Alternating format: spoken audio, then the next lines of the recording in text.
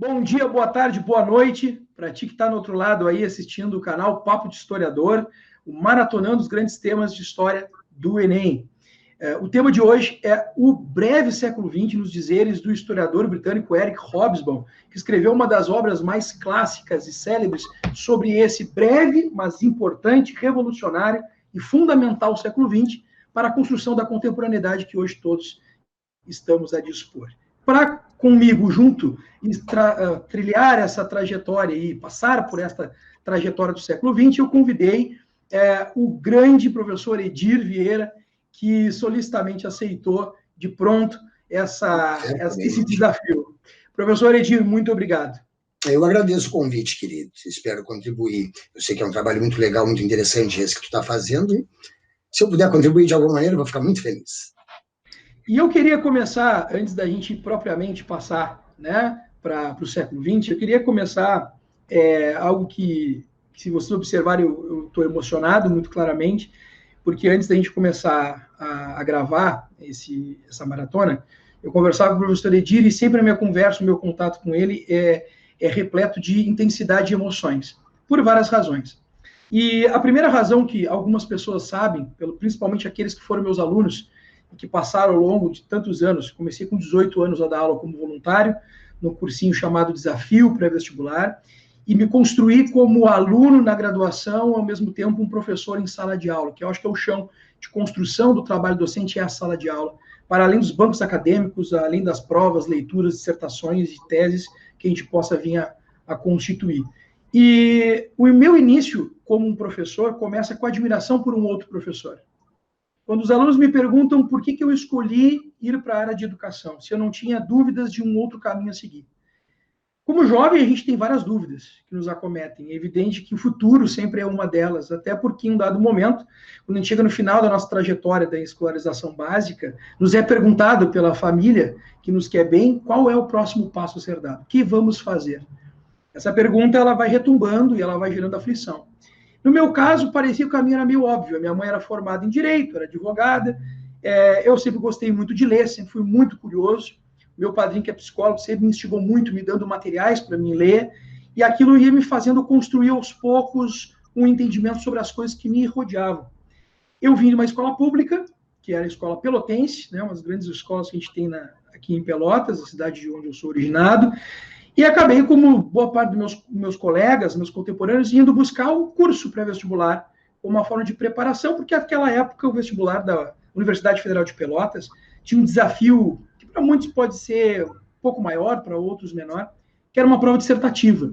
Tínhamos uma primeira etapa de múltipla escolha e uma segunda etapa voltada à área do conhecimento que tu quisesse trilhar. E eu lembro de um amigo meu que disse assim, tu quer fazer curso de Direito, que era a minha primeira opção, então vai para o universitário, porque lá o Edir vai te ajudar, com certeza, a ampliar os teus pontos na prova de humanas, que era a prova dissertativa que todo candidato do curso de Direito tinha que fazer. Então fui lá, com meus pais, me matriculei, comecei a fazer o curso universitário na cidade de Pelotas, cujo proprietário e professor de História era o professor Edir.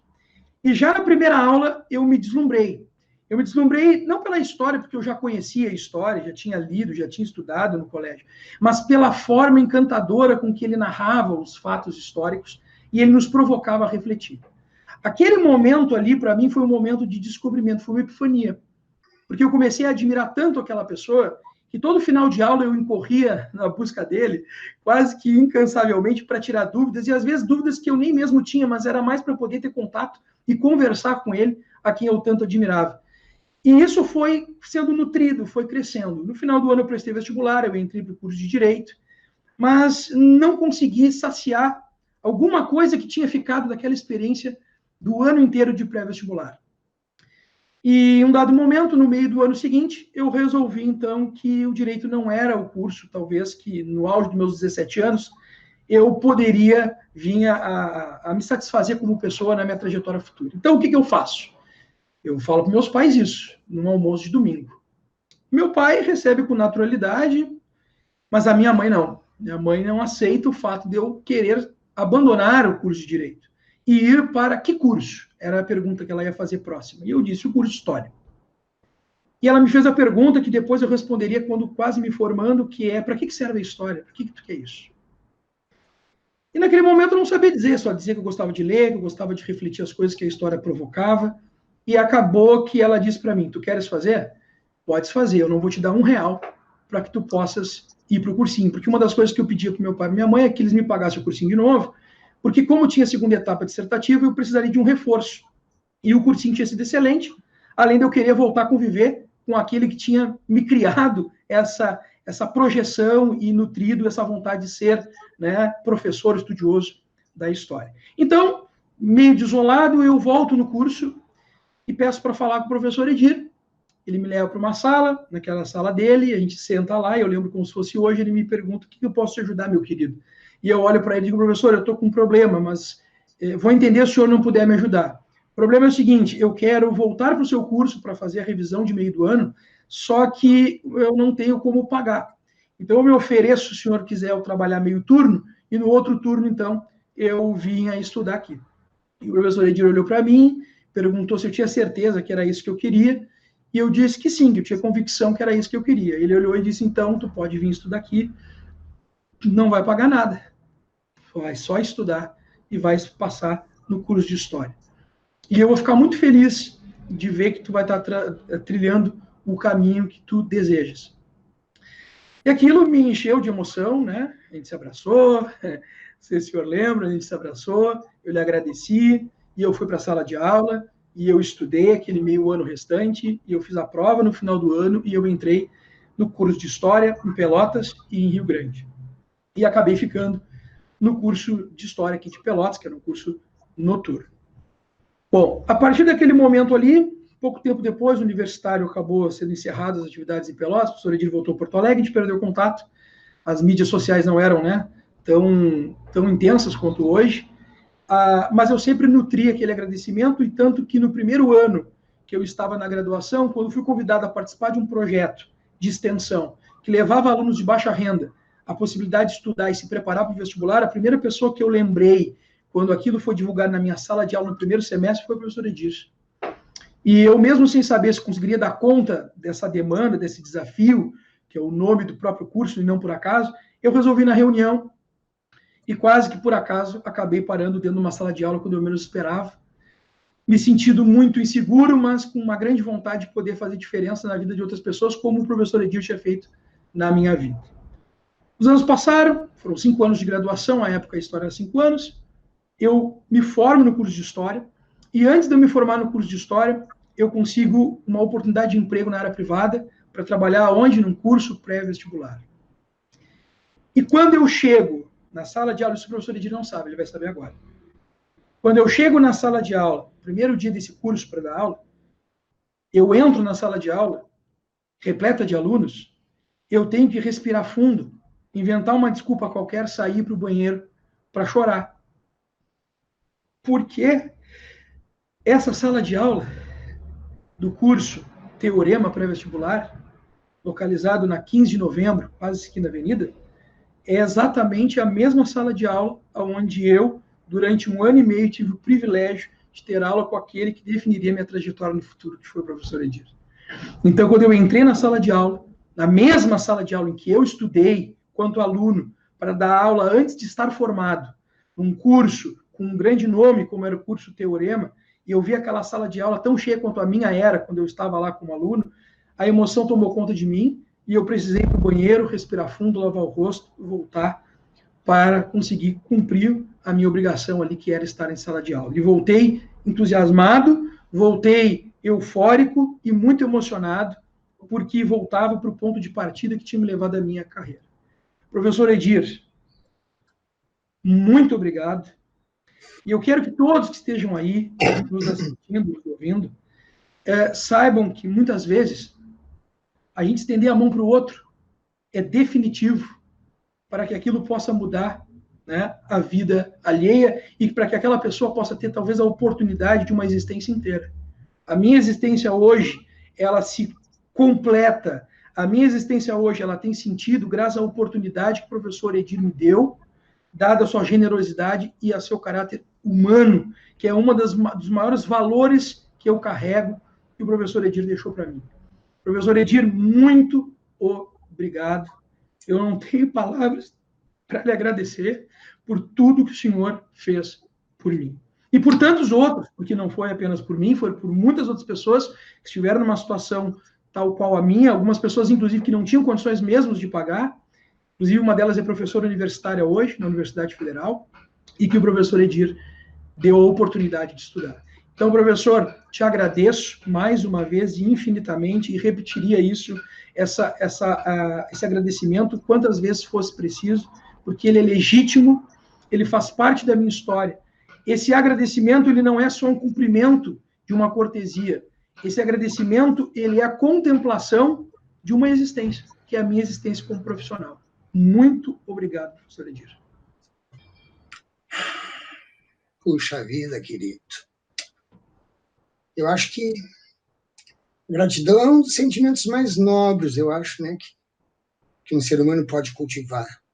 E, embora eu não me sinta digno, assim, de tanta consideração e gratidão tua, eu não posso deixar, assim, de me emocionar também disso, com isso que é tão marcante em ti, porque o fato é que a gente contagia as pessoas à nossa volta, né, de um jeito ou de outro, com as coisas boas ou com as coisas ruins que a gente faz. E na verdade, né, essas coisas que tu relatou agora, eu já sabia, tinham de alguma maneira sido tão importantes na tua trajetória. E eu sei que, de alguma maneira, os professores contagiam muito seus alunos, inspiram muito seus alunos. Às vezes, inclusive, inspiram negativamente seus alunos, mas, enfim, eu sei que eles têm, muito dessa capacidade de influenciar, de contagiar, de inspirar os alunos. É próprio da profissão deles, tu sabe, porque hoje tu exerce ela com todo esse entusiasmo, com essa paixão, com esse brilho que a gente vê com o teu trabalho, o que significa que tu encontrou o teu lugar no mundo, e basicamente, né, era isso que eu achava que eu estava fazendo, te ajudando a encontrar o teu lugar no mundo naquele momento. Procurei fazer só o que eu achava que, assim, era... Procurei ser coerente, eu acho que esse é o maior desafio para qualquer ser humano, né? Ou seja, a distância entre aquilo que a gente pensa, que a gente prega, e as coisas que a gente pratica, que a gente faz, às vezes é tão grande. Eu acho que a gente melhora como ser humano quando a gente vai diminuindo essa distância, né, o máximo que a gente pode. Nós temos que cumprir, viver papéis que são determinados socialmente, não temos como fugir deles, mas, como diz Heidegger, a gente não precisa abdicar da nossa autenticidade, né, e se diluir, vamos dizer assim, na massa do fácil, né? Porque é o caminho por onde todos vão, assim. Eu acho que no teu caso, querido, tem algo assim tão inspirador para qualquer ser humano que foi essa coragem que tu teve, porque eu sei que não é fácil a gente, vamos dizer assim, a gente dizer para os nossos pais que nós temos um projeto nosso mesmo, porque a gente quer de alguma maneira orgulhá-los e não queremos nunca ser ingratos, queremos retribuir, a gente sabe. Enfim, eu agora, quando tu relatou essas coisas, e o momento em que tu encontrou, tu revelou para os teus pais, eu disse o que estava acontecendo contigo, eu lembrei, tu me remeteu lá ao momento da minha vida em que isso aconteceu também, e eu me lembrei que foi um momento muito angustiante, porque eu não queria decepcioná-lo. Meu pai queria que eu fosse engenheiro, aliás, ele projetou isso para mim, de certo modo, mas ele tinha me incutido, desde criança, o gosto pela história, nos livros que ele me dava. Para te ter uma ideia, daquelas histórias que a gente conta para as crianças, na verdade, como ele era muito apaixonado por história, ele não teve oportunidade de ir adiante na escola, mas ele lia muito e era muito apaixonado. E ele me contava, por exemplo, passagens da Ilíada, da Odisseia. Então, essa coisa, né, da cultura grega, onde está a origem mesmo, os fundamentos da nossa civilização, isso, de certo modo, já foi... Eu entrei em contato com isso bem cedo, e isso, de alguma maneira, marcou muito, assim, da minha construção como pessoa. Aliás, esse vamos dizer assim, é o grande presente que ele me deu, ter me colocado em contato com os livros, com a história, e me criado esse gosto, vamos dizer assim, por conhecer, por descobrir. Mas eu lembro que como todo pai, estávamos ali na década de 70, ele queria para mim, é lógico, né, um futuro mais seguro, as profissões técnicas estavam altamente prestigiadas, era o momento do milagre econômico, as engenharias supervalorizadas, aquela coisa toda. Eu acho que mais nesse sentido, né, daquele pai que quer se sentir, vamos dizer assim, bom, cumprir a minha missão no mundo, encaminhei esse guri ou coisa parecida, ele me encaminhou, eu tinha facilidade com as exatas, com a matemática, então, enfim, ele me encaminhou para essa área técnica. Mas eu te disse, ele tinha me incutido, mesmo inconscientemente, esse gosto pela história. E eu lembro um momento em que eu também, tal como tu, disse, cara, não tem como continuar isso. Eu estava fazendo engenharia mecânica, porque esse não é o meu lugar, né? E aí eu fui dizer isso para ele. Eu lembro bem do momento em que disse, olha, eu pensei bem, eu não vou seguir a engenharia, porque a minha experiência na fábrica não foi legal, já experimentei, não é esse caminho. Enfim, eu resolvi ser professor. E eu lembro que, né, vamos dizer assim, meio que surpreendentemente, ele reagiu muito bem, porque ele disse assim, não, tudo bem, enfim, teu caminho é esse, vou te apoiar, lógico, se tu acha que tu quer fazer isso, tudo bem. Só que aconteceu o seguinte, eu narrei isso só para te dizer que uma vida é realmente tortuosa nos seus caminhos. Muitos anos depois, eu encontrei uma espécie de amiga da família que tinha presenciado o meu parto, era amiga dos meus pais lá no momento em que eu nasci. E, tipo, aquele encontro, né? Ah, não te vi há 20 anos, 30 anos. Eu vi quando tu nasceu, disse a pessoa nesse momento. Né? Eu estava lá, eu lembro muito bem, teu pai, quando te pegou pela primeira vez, no colo, disse assim, o meu filho vai ser professor. Tu entendeu o que aconteceu? Cara, esse provavelmente era o sonho dele. Talvez ele tenha desejado ser professor. E talvez tenha pensado naquilo que o ser humano tem de melhor, que eu poderia ser um professor. Só que a vida, né, vamos dizer assim, a brutalidade do real foi mostrando para ele que, cara, ser professor nesse país nunca foi algo muito prestigiado, mesmo que ele tivesse todo, né, esse gosto, essa paixão pelo conhecimento que ele me incutiu. Mas ele sabia que era, vamos dizer assim, enfim, encaminhar seu filho, vamos dizer assim, para ser um professor, de certo modo, é uma atitude muito corajosa, quase que sobre-humana. De modo que eu entendo bem a reação da tua mãe. Né? Só que reagiu um pouco passionalmente, porque as mães são assim mesmo, mas ela estava preocupada com o teu destino. Né? Mas eu acho que, como tu mesmo depois nos revelou, ao descobrir que isso te fazia tão feliz, ela própria acabou, vamos dizer assim, vendo que, cara, foi tão importante, tão bom que tu tivesse desagradado eles naquele momento, contrariado a expectativa dela. Porque tu repara, hoje, tu faz a mesma coisa com tantos e tantos alunos, queridos. Eu sei porque eu, em contato com eles, eu tenho esses relatos dos teus colegas, dos teus alunos, eles te amam. Tu é um professor super querido, prestigiado, muito competente no seu trabalho. Eu vou dizer mais, inclusive. Tu está aqui dizendo para as pessoas que eu fui um professor que te inspirou.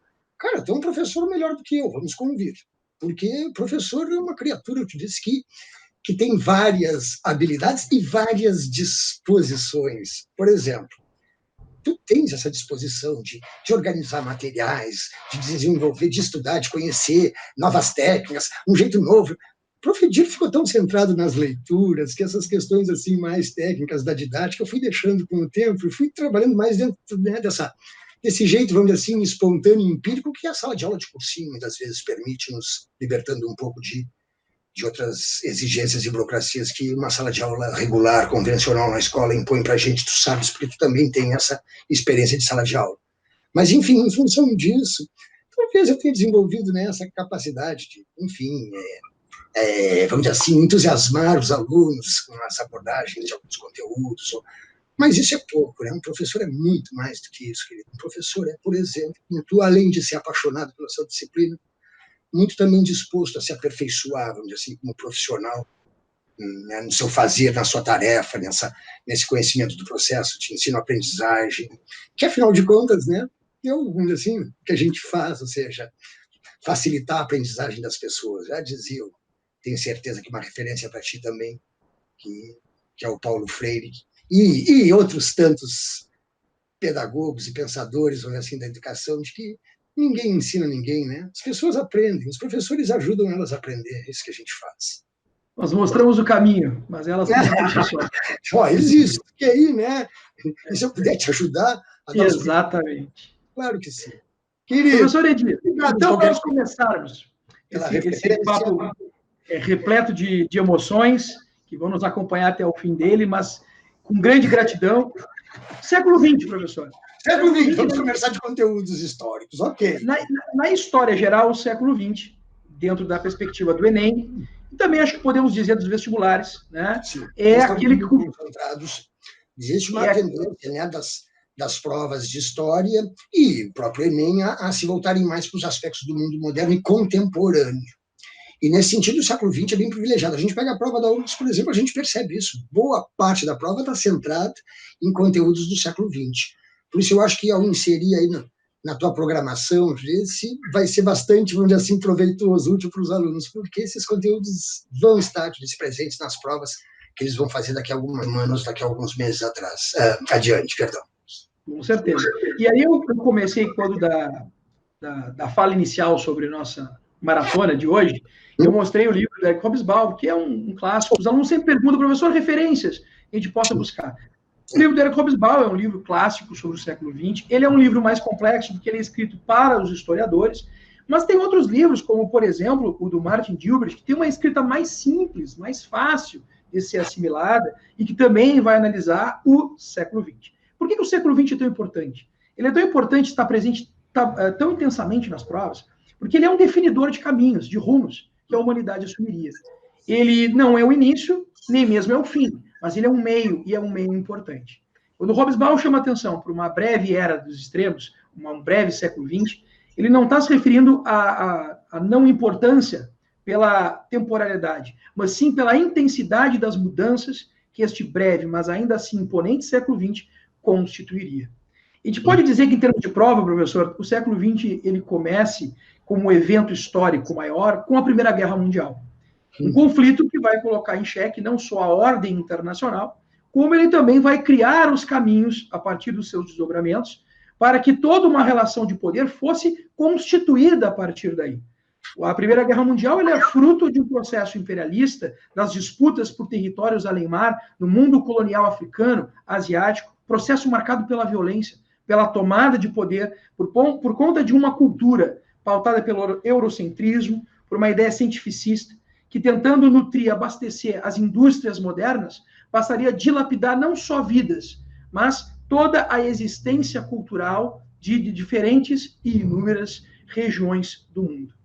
Essa Primeira Guerra, como fruto dos processos oriundos do imperialismo e da própria Segunda Revolução Industrial, que alavanca a necessidade de abastecimento de um processo de produção cada vez mais acelerado, criaria no mundo europeu uma divisão em blocos, onde de um lado nós teríamos uma tríplice aliança, do outro lado nós teríamos uma tríplice entente.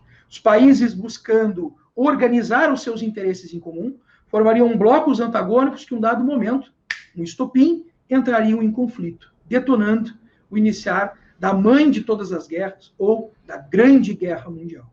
Professor, eu queria ouvir de ti, sobre a Primeira Guerra Mundial e esse contexto que nos levaria a ela, o que seria importante a gente destacar e chamar atenção para o aluno que vai fazer a prova do Enem? Que aspectos seriam importantes que esse aluno levasse em consideração? Certo, eu acho que tu já nos deu aqui as referências básicas, né? Ou seja, a questão do imperialismo, do neocolonialismo, a partilha afroasiática e as tensões que são criadas nesse processo, as rivalidades entre as potências capitalistas e que desembocam, então, na conflagração da guerra. Eu acho que aqui a gente pode pegar, eu vi que tu citou duas referências ótimas, importantíssimas. A gente pode acrescentar um professor da URGS durante muitos anos, mas que também foi professor de pré-vestibular, então ele produziu trabalhos paradidáticos, vamos dizer assim, muito fáceis da gente ler e que conseguem sintetizar. São edições de bolso, mas aquilo que, vamos dizer assim, é essencial nos períodos que ele está analisando. Ele tem um trabalho chamado A História do Século XX, que é excelente porque consegue, ao mesmo tempo, né, ir passando todos os eventos e acontecimentos, mas encadeando e dando uma visão de conjunto da época. É um trabalho didático, eu disse, mas uma leitura, vamos dizer assim, bem proveitosa. E nós temos um professor também da URGS, professor atual, que é um dos grandes especialistas em relações internacionais do século XX, que é um professor chamado Paulo Vicentini. Ele também tem uma história do século XX, publicada por uma editora gaúcha, a Mercado Aberto, século XXI, perdão. E ele produziu, aí são publicações da própria editora da URGS, mas são fáceis de conseguir também. Ou então, disse da Mercado Aberto, são editoras gaúchas que publicam os trabalhos dele. Então aí tem a Primeira Guerra, a Segunda Guerra, a Guerra Fria, a Nova Ordem Mundial. Então ele vai de novo, só que agora, vamos dizer assim, loteando o século XX, em etapas ele se vai também repassando todos os acontecimentos do século. Considerando que, né, ele É um cara com formação na London School of Economics, o cara tem conhecimento de ponta, disse, e a URGS costuma trabalhar muito em função também, assim, do que os próprios pesquisadores intelectuais, eu disse, trabalhando na URGS, produzem, de modo que a obra deles serve de referência. Por que eu fiz essa curva? Para dizer para vocês que a gente podia partir justamente desse, vamos dizer assim, da abordagem que ele faz. O que ele coloca? Ele diz o seguinte: a Primeira Guerra é resultado do desenvolvimento defasado. A ideia central é essa: um desenvolvimento defasado das potências capitalistas, das potências industriais. Então, ele está se referindo ao fato de que, nesse processo de expansão imperialista, a Inglaterra e a França saíram na dianteira. Países, né, onde o processo industrial tinha começado, a Inglaterra ainda lá no século XVIII, uma primeira revolução industrial, como a gente diz, depois ali ao longo do século XIX, com os efeitos da Revolução Francesa, da Era Napoleônica, veio um processo de industrialização também da França, da Bélgica, e agora tu já nos situou ali por volta de 1870, o processo de industrialização se difundindo mais rapidamente, agora a partir da unificação da Itália e da Alemanha. Esses países deslancham na era industrial, a unificação impulsiona a industrialização acelerada desses países. Os Estados Unidos, a partir da Guerra de Secessão, especialmente, e com a entrada de milhões de imigrantes, e com o processo que está se desenrolando ali, um imperialismo caseiro, num primeiro momento, mas que agora também vai se expandindo em direção ao Caribe, em direção ao Pacífico, está entrando também nessa corrida por mercados, nessa disputa pela partilha dos mercados mundiais. O Japão, lá no Oriente, o único país que vai conseguir fugir dessa dominação ocidental, justamente porque absorve tecnologias do Ocidente, adota uma política de modernização, contrata conselheiros, procura, enfim, se modernizar e ocidentalizar para poder se equiparar e poder competir com as potências ocidentais. Né? Depois da Revolução... Famosa era Meiji, né, professor? A Revolução das Luzes no Japão. Processo mais ou menos semelhante ao processo europeu, no sentido de que vai centralizar o poder na figura do imperador, do Mikado, vai anular o poder daqueles grandes senhores feudais, dos samurais, né? O shogun, que tinha uma espécie de liderança sobre a classe guerreira. Mas, enfim, a partir daí se criam também no Japão as condições, apesar, e aí está a questão fundamental, né? Essa luta por mercados tem a ver com o fato de que o Japão, por exemplo, é um país tremendamente carente em termos de recursos naturais, de matérias-primas. Já para os Estados Unidos existia uma abundância enorme. Mas quando eu falei do desenvolvimento defasado, eu estava me referindo ao fato de que a Inglaterra e a França, que se industrializaram antes e que se lançaram na dianteira na corrida colonial, já tinham, na virada do século, se apoderado das regiões mais ricas, mais atraentes, mais importantes na África e na Ásia. Basta a gente olhar o mapa para perceber isso bem claramente. Bismarck, aliás, porque quando a Alemanha se unifica em 1870, ela parte tardiamente para a corrida colonial, em primeiro lugar, ainda temerosa, porque a sua unificação foi tão penosa, tão custosa, e teve que enfrentar inimigos tão poderosos, a Áustria, a França, que mesmo depois da unificação, o temor de que aquilo pudesse retroceder leva a Alemanha a adotar todo um sistema de alianças e de tratados para impedir, por exemplo, que a França conseguisse se fortalecer em demasia ou se unisse com a Rússia, por exemplo, de modo a cercá-la. Enfim, o temor de um retrocesso fez a política bismarquiana, como a gente diz, tecer toda uma rede de alianças, construir e desconstruir tratados, de modo a proteger-se a Alemanha de uma possível, vamos dizer assim, aliança de inimigos e que podia liquidar com a Alemanha. Bom, nesse contexto, repara, a Alemanha ainda preocupada com a sua unificação, mas tem que partir agora para a disputa por mercados e está em desvantagem.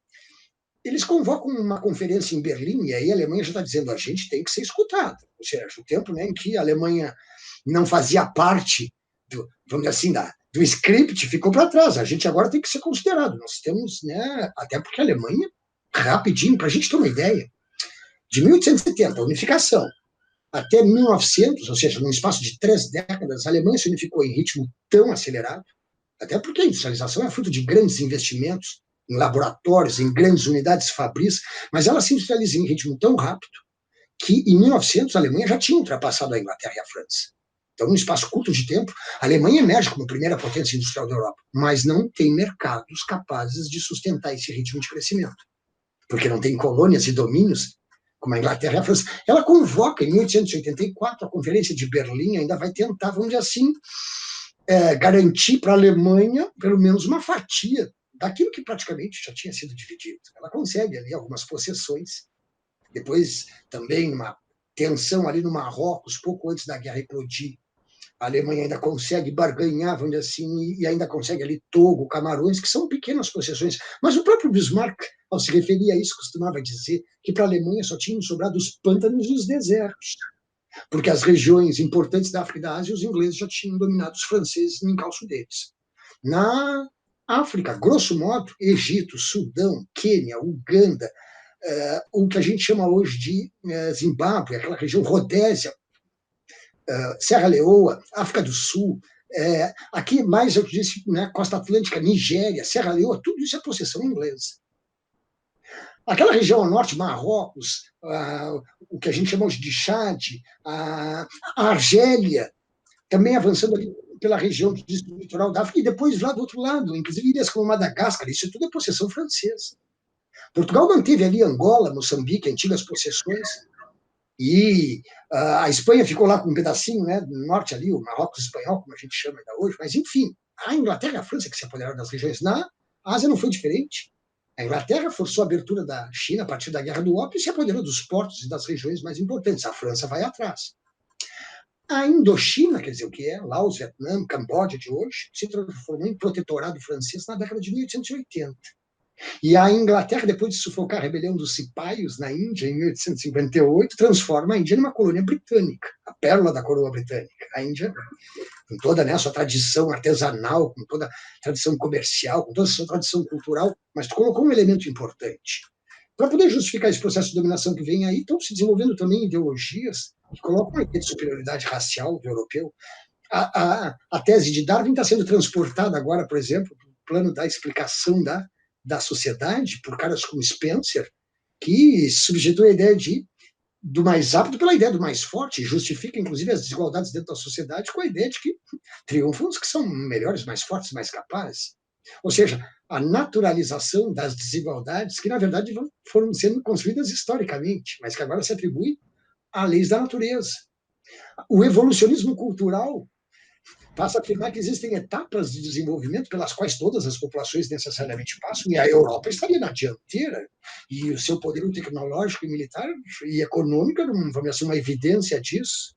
Mas vão se construindo aí toda uma série de ideologias, de falsas, inclusive um racismo científico, para afirmar, por exemplo, aqui nós temos caras como Edward Tyler e outros. Os caras chegam a afirmar, por exemplo, que os traços físicos, e isso basicamente significa a cor da pele, por exemplo, determinam capacidade intelectual, propensão moral e possibilidades de desenvolvimento dos indivíduos e de uma cultura. Então, toda uma série de justificativas, a missão civilizadora do branco, que tinha o dever de civilizar esses povos atrasados. O darwinismo social dizendo que são as leis da natureza, o mais forte triunfa, é mesmo que ele tenha que devorar ou eliminar o mais fraco. Enfim, todas essas concepções, e tu usou já os termos, né, que a gente precisa ter em mente para poder lidar com as questões. Elas sempre vão passar por esses conceitos de eurocentrismo, etnocentrismo. Agora estamos aqui também trazendo outros conceitos, darwinismo social, evolucionismo cultural. São conceitos-chave para a gente entender esse contexto em que a Europa, eu disse, está, de certo modo, impondo sua hegemonia em escala planetária.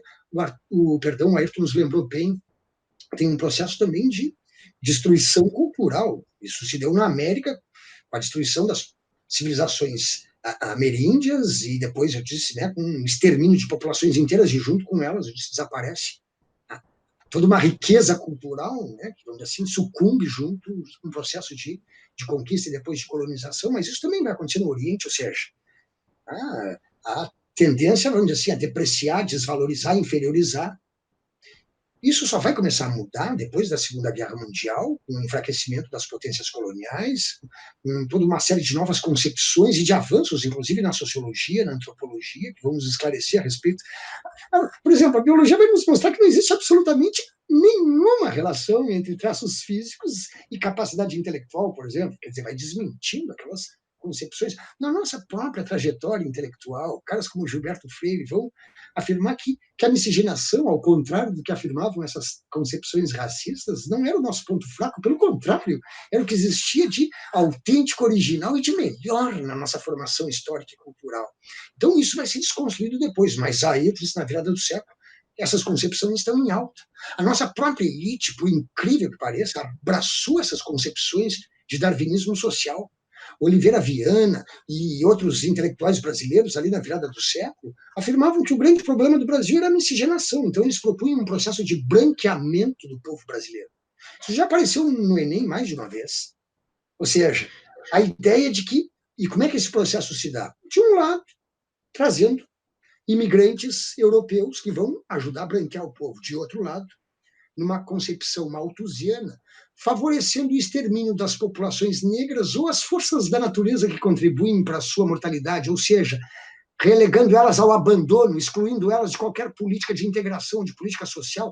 Por isso, a nossa abolição não foi acompanhada de nenhum tipo de política de inclusão, de reforma agrária, de ensino técnico, ou qualquer coisa que pudesse contribuir para um processo de inclusão dessas parcelas da população que estão sendo libertadas da escravidão. Por isso não adianta esse discurso negacionista de hoje, dizendo que nós não temos uma dívida histórica, porque nós temos sim, porque foi intencional o processo de exclusão e marginalização desses segmentos da população, com todos os problemas que isso gera na vida dessas pessoas, por gerações, gerações, como até hoje ainda. Porque além de todos os problemas que um cidadão nesse país tem que enfrentar, o cidadão negro ainda tem que enfrentar o peso da discriminação, do preconceito, da ignorância, tu disse, das pessoas que não muitas vezes por maldade, mas muitas vezes por ignorância, tu disse, reproduzem esses preconceitos e dessas maneiras veladas, né? Porque a nossa sociedade não tem, vamos dizer assim, uma segregação institucionalizada, mas isso está diluído nas práticas, no cotidiano, na vida social, nós temos evidências todos os dias. Mas, enfim, prof. Pede desculpas para o Ayrton por ainda não ter entrado disso nos detalhes da guerra, porque eu quero que tu pegue os elementos, onde assim, que vão desembocar no conflito. Porque tu repara, a gente está dentro da chamada Belle Époque. Cara, os avanços tecnológicos se sucedem em ritmo vertiginoso, as pessoas estão deslumbradas com os inventos e as descobertas, as ferrovias ligam agora rapidamente as regiões, permitem deslocar pessoas e mercadorias, a indústria cultural permite agora publicar revistas, livros, jornais em grande escala, vacinas e antibióticos estão surgindo com a indústria farmacêutica, a indústria elétrica e a iluminação elétrica está revolucionando o cotidiano das pessoas, a fotografia e daqui a pouco o cinema está aparecendo, o automóvel está sendo inventado, como eu disse, está revolucionando os transportes. O telefone, está revolucionando as comunicações.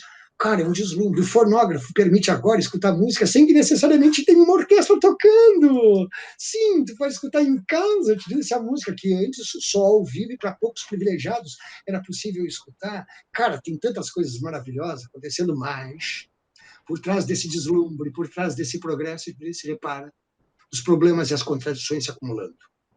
Seja, eu disse, na destruição de povos e culturas pelo mundo afora, seja nas tensões que vão se acirrando dentro da sociedade europeia. A mecanização intensa, por exemplo, gera desemprego em massa. Tanto que isso gera uma superprodução, já que a produção cresce, mas o consumo se retrai. E, como o Ayrton nos lembrou, é uma luta escarniçada por mercados que impulsiona esse expansionismo, esse imperialismo. Mercados para absorver essa produção industrial, essa superprodução, porque o avanço tecnológico foi, de um lado, vamos dizer assim, fez a produção crescer, mas o consumo foi se retraindo, porque a massa salarial que gera consumo foi reduzida significativamente com o desemprego, já que a mecanização intensa vai dispensando mão de obra. A mecanização na agricultura também vai gerando isso. Ainda ali no fim do século XIX, os protótipos dos tratores já estão substituindo gente na lavoura. O que antes demandava o trabalho de centenas de pessoas por semana, a fim por uma máquina movimentada, operada por uma pessoa, em questão de horas. Cara, tempo e distância estão desaparecendo, ou encurtando, vamos dizer assim, rapidamente. Para te comunicar com uma pessoa, antes de tudo isso acontecer, imagina, tu escrevia uma carta, levava uns 2 meses para chegar até a Europa, mais uns 2 meses para chegar na cidade do interior onde a pessoa vivia. Daqui a um ano ela vai receber a tua carta. Hoje tu te comunica com essa pessoa instantaneamente, digitando, eu disse ali, 10, 12 dígitos, eu disse, instantaneamente estás falando com qualquer pessoa em qualquer lugar do mundo, que levava 1 ano, 6 meses, tu faz em segundos. Cara, tudo isso é a Revolução Industrial em marcha. Só que agora entrando, sim, numa nova etapa. Porque agora é possível produzir máquinas e equipamentos em larga escala. A produção de aço se tornou barata e acessível com o processo Bessemer. Agora é possível também, graças à eletricidade, eu disse, movimentar as máquinas, eu disse, aproveitando outras fontes de energia, aumentando ainda mais a capacidade de produzir. E mais, a indústria disse, química, elétrica, também estão revolucionando, por exemplo, não é só medicamentos, a questão da indústria alimentícia, é possível conservar com acidulantes, antioxidantes e outros antes os alimentos que eles tinham que ser consumidos in natura.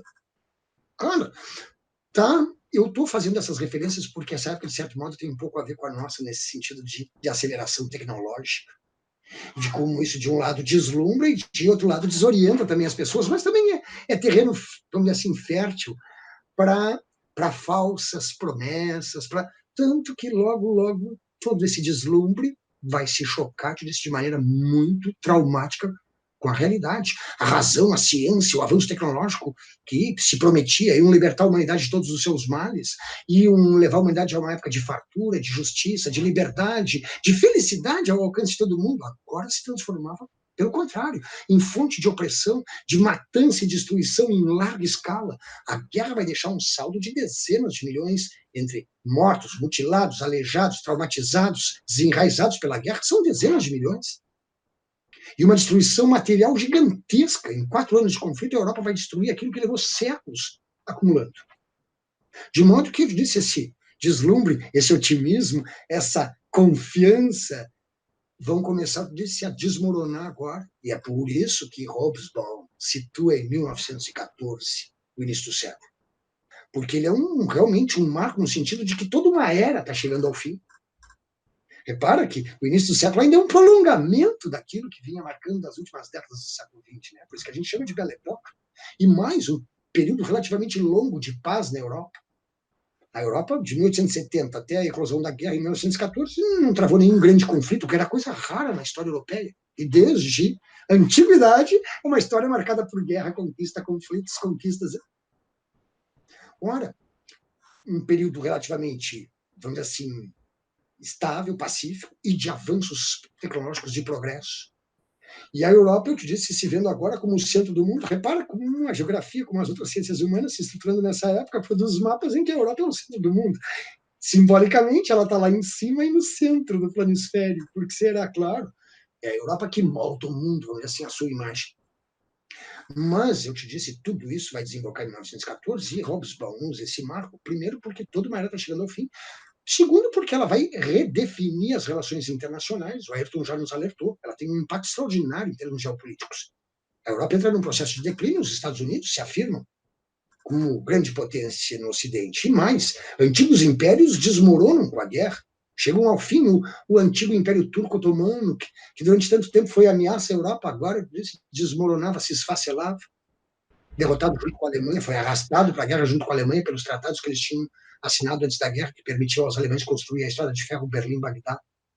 Sim, a Alemanha parte tarde para a corrida colonial, o que sobra? Ela vai se voltando para o Oriente Médio.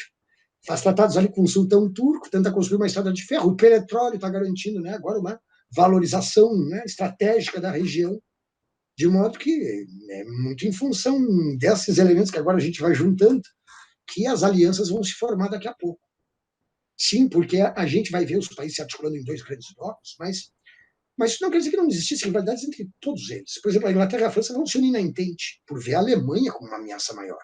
Eles também tiveram quase entrando em guerra ao disputar, por exemplo, o controle do canal de Suez, ali na virada do século. Mas, aos poucos, como tu disse, em função dos seus interesses e das suas ameaças maiores ou menores, eles vão se articulando em 2 grandes blocos. Hobsbawm fala de 1914 como marco, primeiro disse porque a gente tem essa redefinição que vai acontecer a partir daí das relações internacionais com a emergência dos Estados Unidos, que é o único país que se beneficia com o conflito.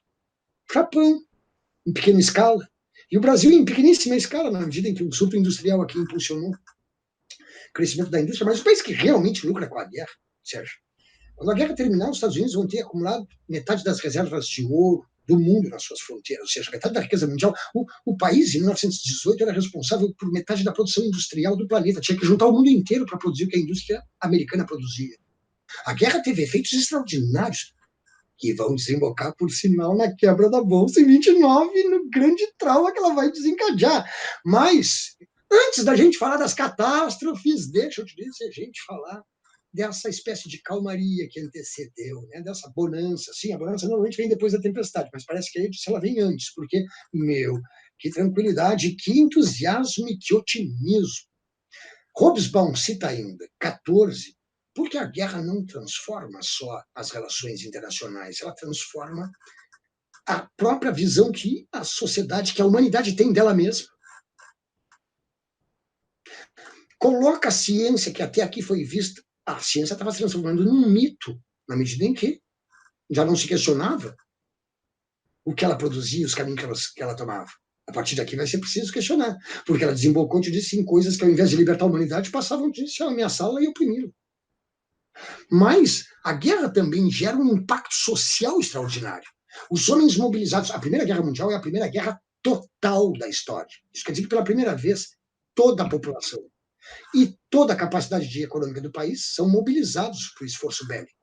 As guerras até o século XIX eram guerras travadas por exércitos profissionais. Se tu pegar ali a Guerra Franco-Prussiana, o último grande conflito que a Europa tinha vivido, é um exército de dezenas de milhares de soldados, travando uma grande batalha com outro exército com algumas dezenas de milhares de soldados. Às vezes, numa única batalha, a guerra se decidia. A população praticamente não era envolvida, com raras exceções.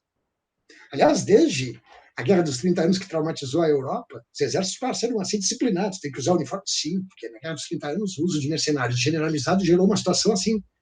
Bom, a Europa Central foi arrasada, porque a matança indiscriminada, os massacres, a população, te disse, enfim, inocente sendo, te disse, envolvida durante o conflito, mas isso eram exceções. Dali para frente, os exércitos se disciplinaram e a população civil praticamente não se envolve diretamente na guerra. Passa por sacrifício porque tem que pagar mais imposto, porque tem alimentos confiscados para abastecer o exército e coisas do gênero, mas não se envolve diretamente com os efeitos, né, da batalha, da guerra, da matança. Agora é diferente. A Primeira Guerra vai mobilizar esse conjunto da sociedade. O apelo nacionalista vai conseguir convencer, inclusive, as populações a apoiar a guerra e aí cantando para os campos de batalha. Ideias absurdas são difundidas e incutidas, e aí já tem o peso da indústria cultural. Por exemplo, os jornais acabam incutindo na cabeça da população ideias absurdas. Então se divulgam teorias e concepções do tipo, o parto é para os homens, a guerra é para os homens, o que o parto é para as mulheres, os homens só se realizam no campo de batalha, ou seja, ele é uma coisa essencial na nossa cultura. A guerra gera progresso. Cara, isso é a guerra faz avançar a tecnologia. Sim, mas bastaria pegar uma pequena parte da riqueza, vamos dizer assim, destruída pela guerra para investir em pesquisa e em educação, teria desenvolvido também essas tecnologias, não precisaria da matança e da destruição, quer dizer, isso não é argumento. Mas, enfim, um monte de ideias absurdas vão sendo difundidas. Ou, por exemplo, a ideia, nas escolas francesas se ensina no início do século, que era dever histórico de todos os franceses matar pelo menos um alemão durante a vida. Cara, hoje até é engraçado ver o Ocidente lá, né? Enfim, indignado com as manifestações do fanatismo no mundo oriental, no mundo islâmico. Nossa, incitam ódio nas crianças. Cara, como se a Europa não tivesse feito isso, eu disse com tanta naturalidade desse, só que num contexto pré-histórico, num período anterior. Mas, enfim, a questão de incitar o ódio, como, de certo modo, né, o discurso hoje, de novo, começa a trazer isso à tona. Mas, enfim, não vamos viajar mais ainda do que o professor Edir já está viajando. Eu estava tentando mostrar... Excelente. Antes da gente ir, né, conversando sobre as rivalidades, como a guerra começa, como ela vai se desenrolar, eu acho legal a gente ir trazendo esses elementos todos, porque é por isso que o Hobsbawm fala de um século breve, porque, para ele, se a gente desprezar, né, esses marcos cronológicos, e se a gente pegar realmente o que é significativo, ou seja, como a sociedade está estruturada, como se definem as relações internacionais até aquela época, se a própria consciência, né, que a humanidade tem a respeito da sua trajetória, da sua história, se a gente pegar todos esses elementos, a gente percebe que em 1914 a gente tem aí uma ruptura. Perfeito. E depois, em 1990, 91, no caso, né, o colapso da União Soviética, a desintegração da União Soviética, porque as guerras, a Primeira Guerra, na verdade, é o início de um conflito, para usar de novo a tese do professor Vicentini, é quando o sistema capitalista enfrenta, vamos dizer assim, uma ameaça vinda de dentro. Quer dizer, de dentro no sentido de que é uma rivalidade entre as próprias potências, as que saíram na dianteira, Inglaterra e França, e as que foram atrás, a Alemanha, a Itália, ou seja, o tal desenvolvimento defasado, como ele tinha se referido. Mas o fato é que, quando a guerra terminou em 1918 com a intervenção dos Estados Unidos, ela não definiu essas rivalidades, essas disputas. O Tratado de Versalhes é extremamente duro com relação à Alemanha, no sentido de desmantelar sua capacidade industrial, mas ele, na verdade, não, vamos dizer assim, não destrói a capacidade produtiva da Alemanha, não neutraliza ela, vamos dizer assim, como potência industrial, até por interesses econômicos e por investimentos americanos que vão acontecer na própria Alemanha. Vem depois lá o plano Davis e outros planos, que é o equivalente ao que vai se chamar depois de plano Marshall, depois da Segunda Guerra Mundial. Mas, enfim, o fato é que a guerra deixa pendente uma série de questões e mais, cria um forte ressentimento, porque a maneira com que o conflito vai terminar, nós vamos ver depois, os alemães não se convenceram de uma derrota propriamente. A intervenção dos Estados Unidos, onde assim estragou, jogou areia no pastel da Alemanha, porque inviabilizou a vitória deles. Eles ficaram lutando em duas frentes ao mesmo tempo, a gente vai ver. A guerra começa e o ataque russo lá na frente oriental divide as forças alemãs e aí a guerra emperra, e vira aquela guerra de desgaste, de trincheiras que a gente viu, que vai consumindo milhões de vidas em batalhas de esqui, que fazem, às vezes, avançar alguns metros de terreno. Sério. Quer dizer, a guerra fica indefinida até a entrada dos Estados Unidos. Além do mais, o presidente Wilson, na época, havia proposto uma paz honrosa, sem humilhações, e talvez por ingenuidade, talvez por pragmatismo, melhor dizendo, os generais alemães, vamos dizer assim, capitulam. E só que fazem isso de maneira bem calculada. Eles, antes de capitular, eles tiram o apoio do Kaiser, deixam os republicanos e os social-democratas assumirem o poder, é a República de Weimar. Vai ficar para eles o desafio, o abacaxi, eu diria, de negociar, disse agora a paz, com os ingleses e franceses, que quando vem a Alemanha depor as armas, não querem nem saber das boas intenções lá do presidente Wilson, de paz honrosa, coisa nenhuma, e tratam de fazer o que eles sempre quiseram. Ou seja, a rivalidade mais importante às vésperas da guerra é justamente o conflito anglo-germânico, porque a Alemanha, nessa industrialização rápida, passou a disputar com os ingleses os mercados do mundo inteiro, e vinha ganhando essa concorrência, essa competição. A indústria alemã, além do fato de que os setores mais dinâmicos, indústria química e indústria elétrica, nasceram na Alemanha. O motor a combustão nasceu na Alemanha. O processo Bessemer, de certo modo, é tecnologia alemã. A Alemanha é o berço, vamos dizer assim, dos avanços tecnológicos que estão se operando nessa época. É ali o grande centro científico e do avanço tecnológico que impulsiona o Ocidente nessa época. De qualquer jeito, estou dizendo para você o seguinte, ela não tem. Até tenta construir uma armada para se equiparar à Inglaterra, mas não consegue, e vê na guerra a solução para os seus problemas. Se conseguir derrotar a Inglaterra, e a França promove uma redivisão dos mercados coloniais, ou seja, se apodera de uma parte das colônias inglesas e francesas e aí consegue sustentar o seu ritmo de crescimento. Mas a França acha que a guerra é a oportunidade que eles têm de se desforrar da derrota na Guerra Franco-Prussiana, em 1870, em que eles tiveram que entregar Alsácia-Lorena para os alemães, e a burguesia francesa entregou de bom grado, desde que Bismarck ajudasse a sufocar a Comuna, que tinha se instalado em Paris com a derrota do rei Napoleão III, no campo de batalha, tinha se proclamado uma terceira república em Paris, que era a Comuna de Paris. Primeiro governo de experiência popular. A burguesia francesa do tipo, melhor entregar para os alemães lá Alsácia-Lorena do que, meu Deus, um povão tomando o poder na França, sabe-se lá onde é que isso tudo vai dar. Então, o fato é o seguinte, os franceses, a mesma burguesia que antes entregou a Alsácia-Lorena do tipo, é melhor entregar a mão do que perder o braço, agora incita o ódio na população francesa, dizendo que a Alemanha é inimiga histórica, porque eles veem aí a chance de recuperar o Alsácia-Lorena.